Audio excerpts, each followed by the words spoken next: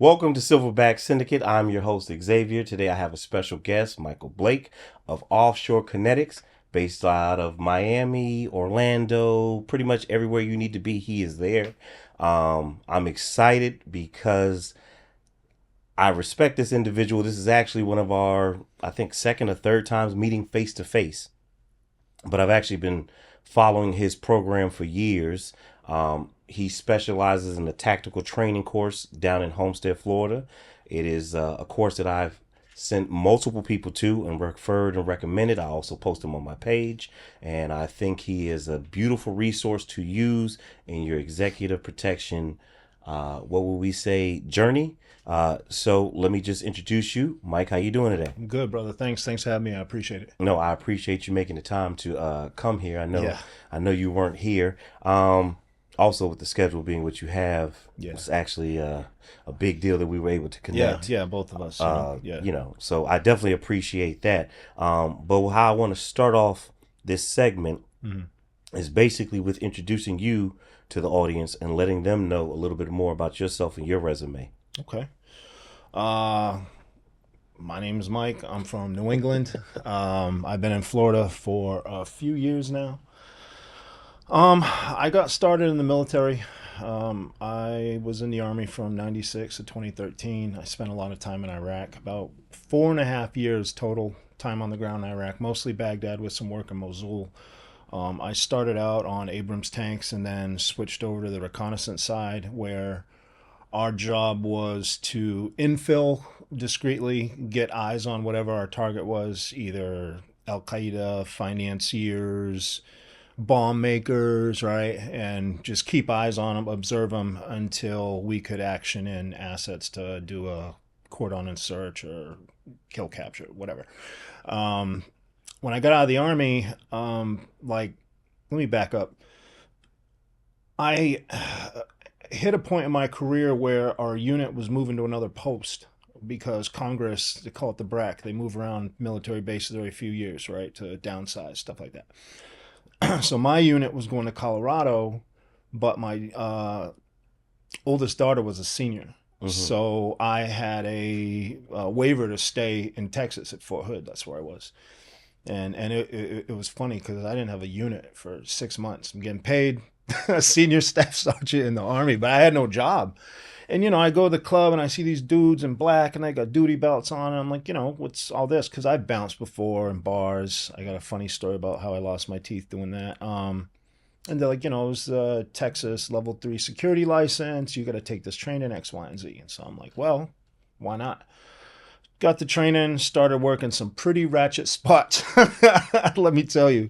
This is when Nuck If You Buck came out, the Waka Flocka era in the club. It was not a good time. Um, Because, I kind of saw the writing on the wall. I'm not going to be in the military forever. So let me kind of dip my toe in this pool to see if it's something that can have some longevity in the future. And same thing with training. Um, Rotating in and out of Iraq, when you're home, you're training a lot. Mm-hmm. And so I got hooked up with a guy with a small training company who would train the small departments around Dallas. Because Dallas PD doesn't need to pay anyone for training. It's a huge department, huge Yeah. budget. But all the smaller departments didn't. So I got hooked up with this guy to where I'd be training my guys on the range down at Fort Hood on a Friday, pack up, drive 3 hours to Dallas, and teach the same shit to the cops and make a little bit of money. And that's when the little light bulb went off. I'm like, okay, I think I'm onto something here. Mm-hmm. So when I got out of the military, I was like, well, I need to educate myself more on this. So I immediately went to ESI out in Colorado. Bob Okay. Dugan, they're affiliated with Icon as well. And for those who don't know who ESI is as an institution, it's actually the first and Mm-hmm. original bodyguard schooling that was accredited Yeah. in the United States. Yep. That's where I've gone for training. A lot of military guys go because they have special programs for them, but it is not limited to Yeah. former military. If you No. are a private citizen of any background, Mm-hmm. you can go and get top level training. Top tier. And I've seen it myself. Mm-hmm. Individuals will have a job offer making six figures Mm-hmm. before they even finish the course. Oh yeah. That's how big of a legend Bob Dugan is. And if you don't know who he is, you need to do your research and get Yeah. to Googling. I'm sorry. Go No, ahead. no, man. No, you're absolutely right. And it's wild that even guys who didn't pick up contracts right away, the networking alone, it's kind of like now with some of my guys in Miami that now we're giving each other work Mm-hmm. because the networking opportunity coupled with the fact that you've got top tier trainers makes that place just a great resource. You know Yeah. what I mean? Me and you both have trained with Elijah Shaw. He has his own Icon schooling. That's why we're Yep. alumni together. Yep. I actually learned that from him. He does not work with anybody he has not Yep. That's trained right. with. And that makes all the sense in the world. Normally, 100%. guys, we do it on a smaller level with people we've worked with together. So Mm-hmm. we just be like, oh, well, I know how he moves. I'm comfortable 100%. with him. Yeah. But if you have a chance, you want to utilize the network of people who you've trained with or have gone through the 100%. same program because now you know what the baseline is Mm-hmm. of how they are supposed to respond. Oh, 100%. And it was a great program. And then I moved into other things at the time. I ended up going the law enforcement route. I was a booking officer at my sheriff's office. I'm from a real unique place. I'm from Martha's Vineyard. Small island off the coast of Massachusetts. President Obama has a house there. So, it's strange working in this space because I've been exposed to motorcades ever since I was a kid, Mm-hmm. going to football practice because Bill Clinton used to vacation there.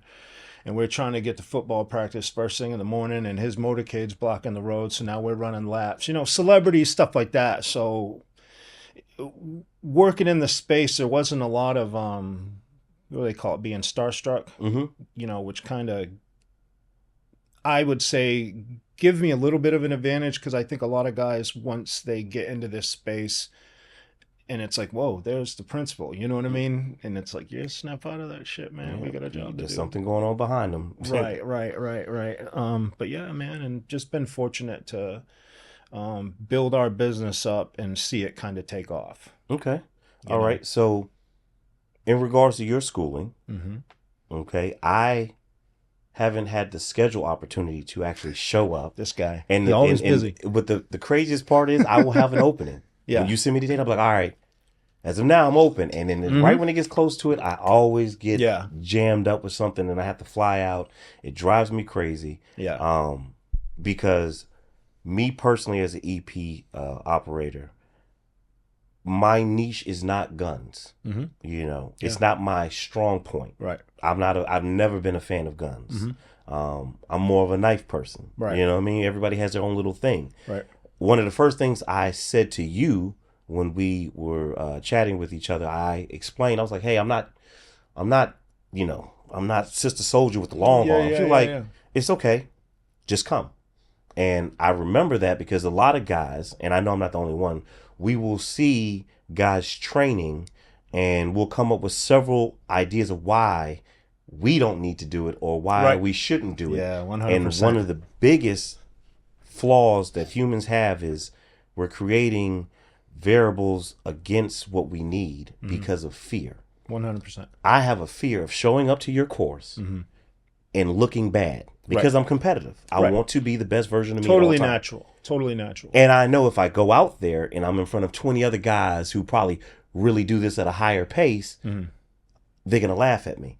So I want to give you an opportunity to explain how you do your stuff. Okay. And why people like me who get nervous about it should say, you know what, just show up, give it a shot. Yeah.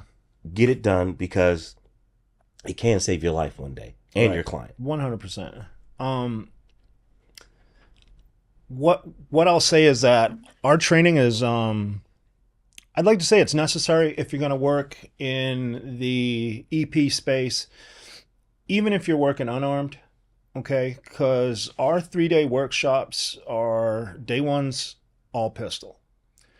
Pistol. Why? Because everybody carries a gun, especially in Miami. Now, I do understand, look, I got to fly out to this state or New York or something. I'm not going to have a gun. The venue won't allow it. It doesn't matter. I think it's a crutch of convenience for someone to say, well, I ain't got to, and I've had this conversation with some very senior guys that we both know.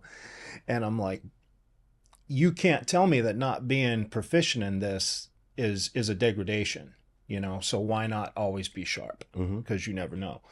So day one's pistol. Day two, we teach the alert system, the civilian response to active shooter events, which I feel is more important than the shooting. That's where we get into human behavior under crisis, what your brain does, things like concepts like normalcy bias. You hear gunshots outside, your brain will tell you it's fireworks, right? How to fight through that, how to anticipate crowds, social proof, stuff like that. So not only am I aware of where I need to go with my client if there's some sort of emergency, attack on principle, what have you, but now I can anticipate what everyone else is going to do. Mm-hmm. Right. And that, to me, the mental aspect of this job is much more important than the physical, obviously. Right. So on day three, what we do is we put it all together. Okay. We've just taught you how to shoot at a high level very quickly. Okay. We've given you the situational awareness of the physiology of your body and senses under duress. Now let's put it together, and can you still perform? And we offer it as a baseline. Nobody, and I can't stress this enough, if you come out to an Offshore Kinetics training event, nobody expects you to be John Wick. I'm not, okay? Nobody expects you to be a CrossFit athlete or a triathlete. What we do is we expose capability gaps. So if, let's say, like you said, you may not be strong on the gun. We'll get you there. And then afterwards, hey, look, man, let me know your next 2 days off. We'll do a private and we'll get you where you need to be. Mm-hmm. And that is shooting, that situational awareness. It's medical. We do our stop the bleed on day two as well. So now you're getting reintroduced to tourniquet application, wound packing, chest seals, your March algorithm, how to evaluate your patient. All these things degrade over time. Mm-hmm. But us as alpha men in this business, just like you said, oh, man, I know how to put on a tourniquet. Exactly. When was the last time you did it? How fast can you get it on? And how often are you training? Right. Situational 100% training, not just training in dry runs and things of that nature. Like I was talking to a newer guy the other day, and I didn't like the sling bag he had on. Mm-hmm. I said, one thing you're going to do is expose yourself to people thinking that that's where you keep your gun. Right. If now you've made your face a target, yep, because I know I got to take you out. I said, you have to stand as if it's real. Mm-hmm. Everything has to feel real 100%. So that when it is real, you respond accordingly. Some of the clips that I see in your training, it's a lot of physical work before they even pick up a gun. Exactly. And they're exerting a ton of energy. 100%. And I've been in situations, and the one thing you can never mimic, no matter how much training you do, is the adrenaline rush 100%. And how quick you run out of breath. Yep. Because your adrenaline is going so quick. Right. That it's like it's not a panic attack. Yeah. But you're trying to gain control of your energy. 100%. And what I do like about your course is I see you pushing guys to the wall. I come from a sports background. Mm-hmm. I know how important it is to put yourself against the wall and see how you respond. Yep. One thing I had from a strength coach, he said, being in shape is not how long you can last. Mm-hmm. What happens when your body shuts down? How fast can you recover? Right. And what I see with your training is you're pushing guys mentally and physically to the limit so that they can learn how to operate and function at a high rate with high risks and high reward situations so that they can do what they're supposed to do to go home to their families. 100%. So that's why anytime I see you have a course coming up, the minute you send it, or if I even see it on your page, I post it immediately because I know, appreciate it, man. I know for a fact it's going to save somebody's life one day. Because my training had to save my ass a couple times. So I totally understand. We've had two different guys apply tourniquets. One was coming back from the gym, motor vehicle accidents, and they were both able to respond at a level to where the EMS afterwards were like, yo, did you put on that tourniquet? Good job. Thank you. You know what I'm saying? You never know when you're going to use it. And that's currency to me. You never know when you're going to use your skill sets, whether they're hard skills or soft skills. Now, you've spoken about a lot of hard skills, but I do want to reiterate to the people who are listening or watching on our YouTube channel that hard skills will get you a lot of places, but you need to have the soft Oh, skills as well. 100%. 100%. You got to train the soft skills just as much as you train the hard skills. Now, what I made the mistake was I didn't realize how advanced your career has been as far as different areas that you've touched into. Yeah. Because my brain was just thinking that you were an operator and you were training guys. I didn't know that you were out in the field moving around with clientele and running a school and going on missions to Haiti. I only know 3 dudes, 3 operators that I will say I trust to go to Haiti and come back. And you are one of the 3. I appreciate it. So for me to know that you're, and people who know, they know. Yeah. I would never go. You cannot pay me to go down there. Yeah, it's spicy. Yeah. So you can't pay me to go down there. So this brother here, he's wound up different. Yeah, we had a 4-man team. So I want you to just lightly speak on all the things that you actually do so that people don't look at you with the bias like, oh, he doesn't teach real world training. He doesn't know what it's like to be out there in the field. Like, no, he's outside. No, it's funny, man, that you say that, because if you ask anyone in my little hometown that I'm from, they'll be, oh, Mike, he's a bouncer and does the gun stuff, right? And it's like, bro, I'm Formula One. I managed it was 127 per shift, so around 300 officers for basically the southern sector of the F1 campus in 2022. And then in 2023, my company took over. Offshore did it. But yeah, man, like myself and Offshore as a company collectively, we do have a lot of capabilities that I don't think a lot of people understand. Yes, we put agents on clients. We are a consulting company, so when larger companies need agents, for complex stuff, they'll give us a call, and then I start lighting up that roster. And you mentioned it earlier. One thing is that I don't put guys in the field that I haven't trained.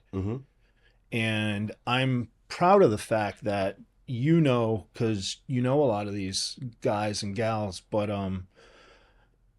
it's a form of currency for me to when company owners or other security professionals say, hey, I want an offshore guy, because they know they're going to get someone who's competent, who's physically fit, who's ready to work. And that means the world to us. You know what I'm saying? But we put agents on clients. We have a maritime capability where we put event support teams on yachts in Miami. We do project management. We've done large events for some very big tech companies, as well as religious infrastructure, schools. We've done the educational piece there. Just a lot of irons in the fire. We're more of a PMC than a regular security company because, obviously the thing to Haiti, we're on tap to go back. Actually, I have a team sitting on standby. We got spun up to go a couple weeks, 2 months ago, and then spun back down because of some border things. And that is a very complex assignment. That's a combination of executive protection, PSD, so, a full detail, 2 armored Vics, blah, blah, blah. Base defense, venue defense. So now I have to train and lead the guys who secure the perimeter as well as conduct operations outside the wire. A lot of reconnaissance, a lot of intelligence gathering. We do that. We get on the street, man. When I was in Haiti, I bought a lot of Prestige, man, the Haitian beer, because I don't speak Creole.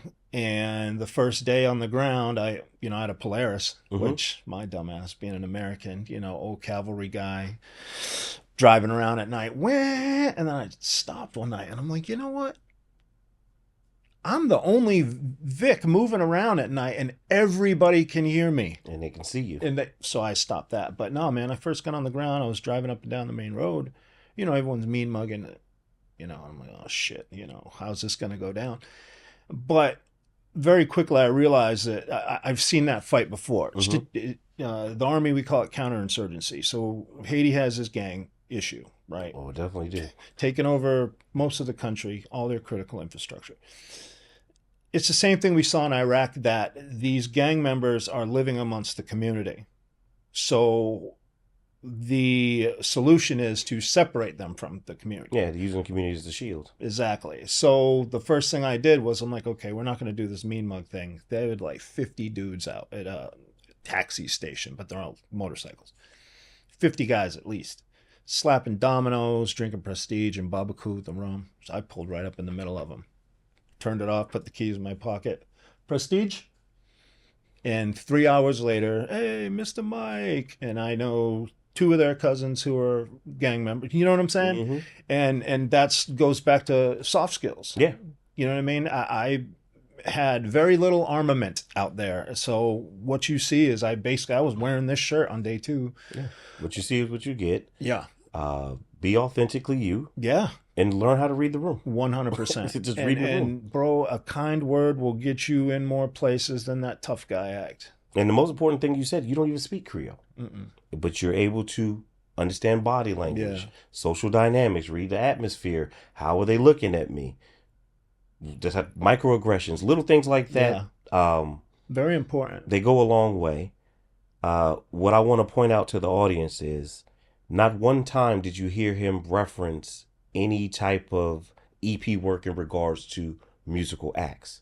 But don't misguide yourself in thinking he doesn't cover musical acts or his skill set doesn't touch that base. It does. And the reason why I'm saying this is before you even find your niche in the market, you have to be able to function at all platforms.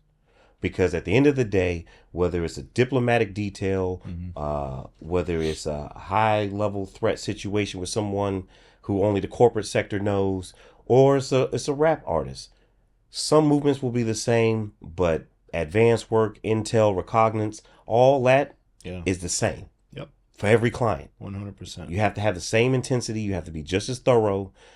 So all these skill sets that he's referring to, and I know guys who are not former military, they hear the PSD and all and then they get confused and they're like, oh, that's too technical, that's too militant for me. I'm more of I want to just be on the tour bus, green room. I get that, but understand you're going to run into other operators who have different skill sets than you, and what you don't want to do is be in a situation where they see you as the weak link. You have to be adaptable to all environments. That's why Mike is here. He is a Swiss Army knife, like he calls himself earlier, a jack of all trades. Okay. Mm-hmm. He's a large frame male, but he's not too large. You get what I'm saying? He has a presence, but it's not stealing the limelight. These things all play a factor. But what I want you to hear is the discipline he kept in his career. He did not always have it figured out, but he kept discipline, and it's almost like he manifested it because he was reading the room in his life at the same time. So my next question would be, what is your why? My why is I don't have some like philosophic, answer to give you. It was a continuity, wanting to keep some continuity in my career coming out of the military where I can apply some of the things I already know with the not a lot of friction. Mm-hmm. And so the leadership aspect, administrative organization, stuff like that, like that's why I do it, because I still get tastes and bits and pieces. I still write operations orders for my guys. We still do con ops. And I know that I can offer something that, like you said, at the end of the day, is going to keep someone safe. It's going to keep them from, having any kind of brand embarrassment, X, Y, and Z. And that's why I do it. Okay. And if someone wanted to reach out to you, learn more about your academy, or even just reference point your company because they might need your protection for what they feel they're comfortable with, how can they find you? At Offshore Kinetics, LLC. LLC. Do you have Instagram? I do. Yep. At Offshore Kinetics, LLC. Okay. Shoot us a DM and we can work with you. All our training is done on a private basis. We do open range days and we do 1 or 2 workshops a year, but most of our training is on a private basis. You hit us up, let us know what your training goals are, let us know what your budget is, We discuss dates. We get on the range that's here in Miami or up in Orlando or at the range of your choice anywhere in the world. I have a 6-page slide outline because we were supposed to go to South Africa and train. Yeah, it fell through, but yeah. Okay. So yeah, Things happen in the business at all yeah, man, times. they do. Now, before we wrap it up, I'm going to ask you one final question. Okay. A young EP agent asked me this, and it has stuck with me every day since then. So I'm going to ask you the same thing. If you could speak to the 18-year-old you, what would you tell him? I tell them this is going to sound kind of cliched, but definitely trust the process. Okay. All right. I'm 47 years old as of last week, and I'm moving at a level where I'm comfortable and where I should be. But it didn't happen overnight, obviously. Okay. I had a young Marine DM us the other day, and he was like, "Hey, I want to get into this EP space. I have one more year left of my 4-year." I'm like, "Bro, stay in, get some rank, learn those organizational skills, and you'll be a much better product. I'll be able to use you then." Right. But no, I'd tell the 18-year-old me to trust the process, keep training, and stay focused. Try not to get too distracted, and understand that things will come together. And I think that's anybody, man. If you work hard enough for something, put in the right kind of investment, you're going to get a return on it. Maybe not right away, but if you stick with it, you'll get a return on it. Okay. Yeah. Stick the light through. One last thing I wanted to bring up. You've been an officer through law enforcement. You've done military, and now you're in the private sector. Yep. What would you tell the guys who don't have military, who don't have police as their background, but you've had all three? What would you say to them in regards to taking their skills to the next level, or at least branching into the business? What path do you think they would take? Training and education. I work with some civilian guys who don't have that background that are highly capable, highly intelligent, well-trained, fit, in shape, hard and soft skills, right? And then I've had guys who have got out of the military, come to me to try to get some work. I farm them out to one of my guys and they're garbage, right? That's funny because I was actually going to touch on that, because that is a conversation a lot, right? And I feel that there's no advantage. I mean, in some respects there is, okay? If you've had PSD training, any kind of advanced training in the military that may carry over, but for the most part, it's a whole new career. And I personally think that veterans in the EP space, when they first get into it, kind of have this, well, I already know what I'm doing attitude. And I don't believe that is always the case. Again, certain aspects and concepts parallel each other, but it all comes down to what your job was, how long were you in for, right? Because I'm sorry, you can't do 3 years as a regular infantry kid being told what to do, and then you're out on the street and now you're an asset. No. Have you had any leadership training? You know what I'm saying? Yeah. So having the humility to look to guys that are already in the space who may not have that background and say, "Hey man, what can I learn from you?" I think that's paramount. So I wouldn't worry so much about not having those backgrounds. They add a little bit of credibility depending on what you did, but it's not a deal breaker. You know what I'm saying? It doesn't, someone with a DD-214 doesn't mean they're going to outperform someone who doesn't, Yeah. I don't. I listen, I can adhere to that. I don't want people to get caught up in how they come into the game trying to tell themselves what they're going to bring. I think everybody needs to go through training. They need to tap in. They need to go through the funnel system of having an OG or a mentor or somebody who's been doing it at a high level to actually integrate them into the lifestyle of it. Because it's not just a career. Yeah. It is a lifestyle. This 100%. job will consume 1,000% of your life. Whether you have a wife, children, multiple businesses other than just being an operator, everything will be connected when you do this career. Everything will be 100%. connected when you do the job the right way. So once again, I want to thank you for making Oh, the brother. time to be here Thanks, for sir. me. I appreciate you Okay. having me, man. Everybody remember, together apes strong. So stay safe out there, stay dangerous, keep your head on the swivel, and get more and more training. Reach out to Offshore Kinetics. Like I said, I highly recommend it. Even if you're not a person who loves guns, you still have to Yeah, be it's proficient. baseline. I am a perfect example.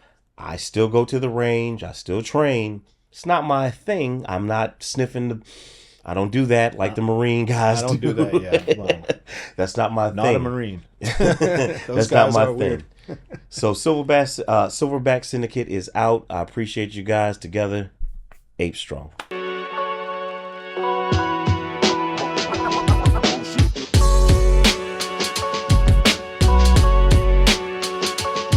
And you know what's crazy too, man? Just like you asked, is that our class is our workshop. I don't use standard educational words. I don't like it because that's what I went to college for, was education. So class, course, nah, fuck that. We're doing seminars and workshops around here. You Yeah. know what I'm saying? And it's baseline. So at the end of that product, if you need a guy because you need a third dude to ride in the second Vic, you know when they get on the street, this guy knows where to stand and where knows how to face. If come hella high water, he needs to get his weapon out, he's going to hit what he's shooting at. And if one of us gets hurt, he's going to be able to patch us up. Boom.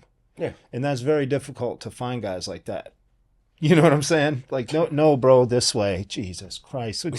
Listen, I've had to evac a client off the stage. See how guys responded in that moment was Yeah. It was a total shocker. I'm like, what the fuck?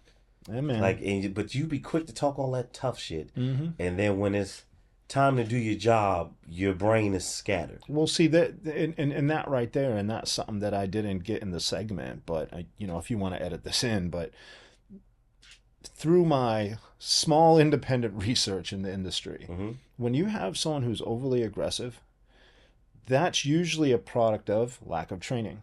Because when I've seen kids come through ESI, go through Icon, even come through our short course, and once they have that confidence, they move different. Mm.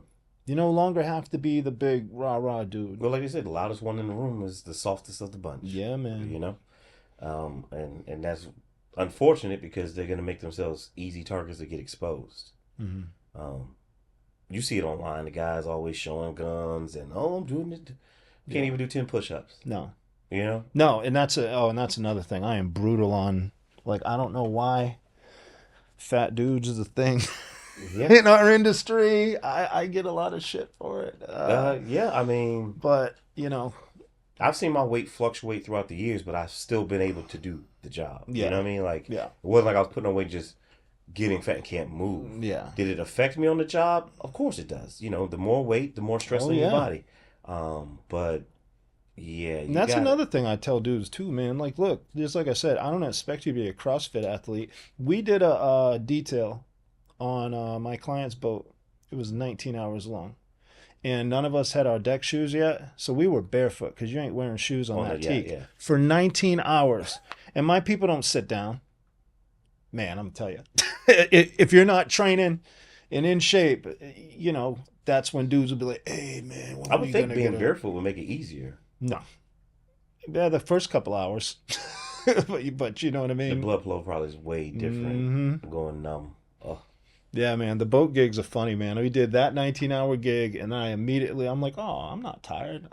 I got right in my truck, drove right back up the turnpike back to Orlando, and I got out and was like, oh. Yeah, like, yeah. constant I've made that motion. mistake of always wanting to get that pump in. You got to squeeze it in, and Mhm. you do it right after that long detail. Like, oh, I'm not going to be. And then now you got so much adrenaline rush, you can't sleep for like 3 days. No, like, yeah, that's the worst. It's But the yeah, worst man. shit ever. The worst one I did was on that one artist I told you about. The assignment was to get him on stage for Rolling Loud. Mm-hmm. Got him on stage, and then all the post Rolling Loud stuff, booby trap, X, Y, and Z, right? I went back home to Orlando the next day because I was clear of the client. I was sitting, got home, threw my clothes in the laundry. 2 hours later, management calls, yo, can you come back down? And I stayed on him in Miami for 2 weeks, Vegas for 2 weeks, and LA for 2 weeks. And I slept like 3 hours that whole time. Gotta love the job, brother. Hey, man.